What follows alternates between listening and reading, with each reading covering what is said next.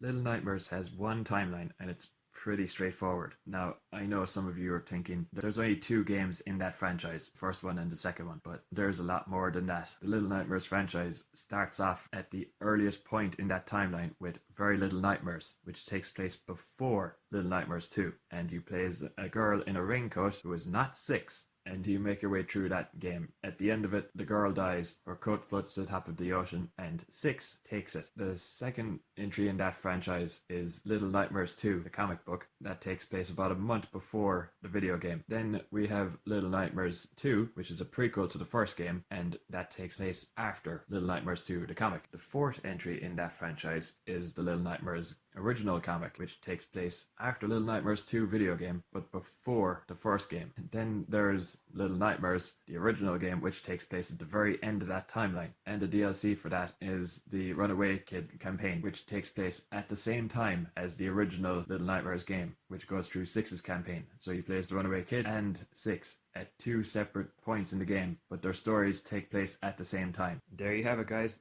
That's the entire timeline for Little Nightmares. So now you know it's not just two games, it is quite a bit more.